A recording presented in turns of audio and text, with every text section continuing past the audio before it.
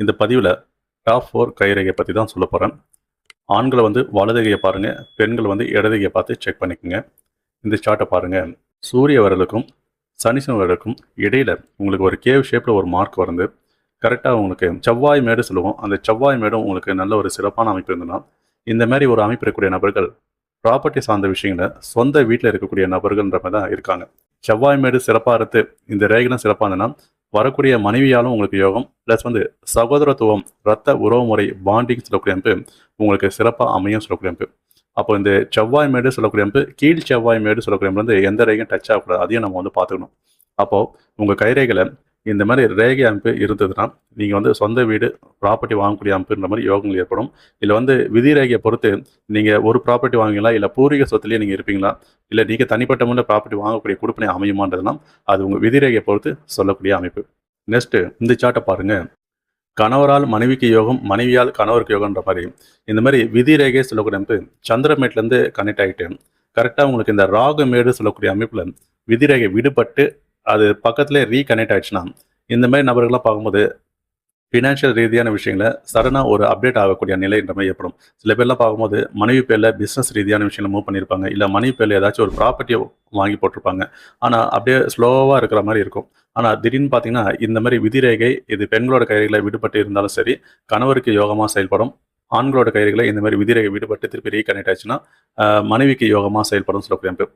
அப்போது பொருளாதார சார்ந்த விஷயங்களை வளர்ச்சியில் பெறணும். அதில் முக்கியமாக பெண்களாக இருந்தாலும் சரி, ஆண்களாக இருந்தாலும் சரி, இந்த சுக்கிர மேடு சொல்லக்கூடிய அமைப்பு சிறப்பாக இருக்கணும். இந்த சுக்கிர மேடு சிறப்பாக இல்லைன்னா நம்மளுக்கு பெரிய அளவில் வளர்ச்சிகளை நோக்கி பயணிக்கூடிய அமைப்பு நம்ம ஏற்படாது. ஏன்னா சுக்கிர மேடில் சில பேர்லாம் பார்க்கும்போது கரு மச்சங்கள்ன்ற மாதிரிலாம் ஏற்பட்டுரும். அதே மாதிரி நிறைய தடை கோடுகள்ன்ற மாதிரிலாம் ஏற்பட்டிருக்கும். இந்த மாதிரிலாம் இருக்கக்கூடாது. அப்போது இந்த ராகு மேடு சொல்லக்கூடிய அமைப்பு கரெக்டாக அந்த இடத்துல ரேகை விடுபட்டு ரீகனெக்ட் ஆயிடுச்சுன்னா உங்களுக்கு பொருளாதார சார்ந்த விஷயங்கள் சொத்துக்கள் சேரக்கூடிய அமைப்புன்ற மாதிரி ஏற்படும். நெக்ஸ்ட்டு இந்த சார்ட்டை பாருங்கள். இருதய ரேகை சொல்லக்கூடிய அமைப்பு இந்த மாதிரி உங்களுக்கு கேவ் ஷேப்பில் கரெக்டாக குருமேடு நல்ல ஒரு ஆரோக்கியமாக இருந்து அந்த குரு மேடை நோக்கிற மாதிரி இருதய ரேகை பயணிச்சுட்டான். அது பக்கத்துலேயே உங்களுக்கு 2 ரேகை சொல்லக்கூடிய அமைப்பு சூரிய மேட்லேயும் சனீஸ்வரன் மேடை நோக்கிற மாதிரியும் இந்த மாதிரி கேவ் ஷேப்பில் வளைஞ்ச ஷேப்பில் பயணிச்சுன்னா உங்களுக்கு வந்து பார்க்கும்போது கவர்மெண்ட் ஜாபில் பயணிக்கக்கூடிய நிலைன்ற மாதிரி ஏற்படும். அதே மாதிரி ஒரு 50 வயசுலேருந்து பார்க்கும்போது பொருளாதார சார்ந்த விஷயங்களை இன்னும் அதிகமாக ஏர்ன் பண்ணக்கூடிய நிலைன்ற மாதிரி ஏற்படும். அது வந்து விதிரேகையை பொறுத்து இது மாற்றங்களை நம்ம வந்து ஏற்படும். ஏன்னா விதிரேகை சொல்கிறப்ப உங்களுக்கு சிறப்பற்ற அமைப்பில் இருந்தாலும் இந்த மாதிரி ரேகை இருந்ததுன்னா நீங்கள் 50 வயசு பிறகு நல்ல ஒரு லக்ஸரியான வாழ்க்கையை வாழக்கூடிய காலகட்டத்தை நோக்கி பயணிப்பீங்கன்னு சொல்லக்கூடிய. அப்போ பொருளாதார சார்ந்த விஷயங்கள்லேருந்து எல்லா விதத்துலையும் வளர்ச்சிகள் பெறுவீங்க. அப்போ இதில் வந்து 3 மேடுகளையும் நம்ம வந்து கம்பேர் பண்ணோம். குரு மேடு, சனீஸ்வரன் மேடு, சூரிய மேடு. இந்த 3 மேடு நல்லா இருந்து இருதய ரேகை உங்களுக்கு நல்ல ஒரு கேவ் ஷேப்பில் வந்து கரெக்டாக ஒரு 50 வயசில் இருக்கக்கூடிய நபர்கள்லாம் செக் பண்ணி பாருங்கள். இந்த மாதிரி ரேகை இருந்ததுன்னா அந்த 50 வயசுலேருந்து உங்களுக்கு வசதி வாய்ப்புகள் சொல்லக்கூடிய மென்மைப்பெறும். கடைசி காலங்கள்லாம் நீங்கள் மற்றவங்களுக்கு கொடுக்கக்கூடிய நிலையில தான் உங்களோட ஃபியூச்சர் பயணங்கள் சொல்லக்கூடிய தொடரும். இது வந்து நல்ல ஒரு ஆரோக்கியமான ரேகை சொல்லக்கூடிய. இதில் வந்து சில பேருக்கு சூரிய மேட்லேயும் பார்க்கும்போது பிரமிடி ஷேப் வடிவங்கள்லாம் வரும். அந்த பிரமிடி ஷேப் வடிவங்களெல்லாம் ரொம்ப சிறப்பான விஷயம் சொல்கிறது. இப்போ கடைசி காலங்களில் இவங்களுக்கு மந்த்லி இன்கம்ன்ற மாதிரி ஏதாச்சும் ஒரு சோர்சஸ் அசட் மூலிமா இன்கம் வரலாம், இல்லைனா கவர்மெண்ட் ஜாப்ல இருந்து ரிட்டையர்மெண்ட் ஆனதுனால அதுலேருந்து ஒரு இன்கம் வரலாம். இந்த மாதிரி ஒரு இன்கம்ல எந்த ஒரு குறைகளும் இல்லாமல் பயணிக்கூடிய அமைப்புக்கு இந்த மாதிரி ரேகை இருக்கிறது ரொம்ப சிறப்பு. இந்த சார்ட்டை பாருங்க. நிறைய பேர் கைரேகையில் இருதய ரேகையும் புத்தி ரேகையும் ஆயுள் ரேகை இதெல்லாம் வந்து எல்லா கைரேகையிலும் ஒரு பொதுவாக காமனாக வரக்கூடிய அமைப்பு. அந்த மாதிரி அமைப்பு இருந்தால் ஒரு வகையில் யோகன்ற மாதிரி தான் வரும்.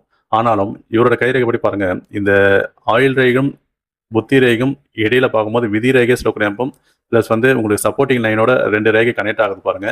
இந்த மாதிரி ரேகை இருக்கிறது ஒரு குடுப்பினே சொல்லக்கூடிய அமைப்பு. அப்போ இந்த மாதிரி நபர்கள்லாம் பார்க்கும்போது ஒரு பேக்கப் இருக்குன்னு சொல்லக்கூடிய எந்த ஒரு காலத்திலையும் பார்க்கும்போதும் இவங்களோட வசதி வாய்ப்புகளும் சரி, இவங்க தந்தையோட தாயோட பூர்வீகத்தில் இருந்தாலும் சரி, நல்ல ஒரு ஹைஃபையான ஒரு வாழ்க்கை தான் வாழ்வாங்க.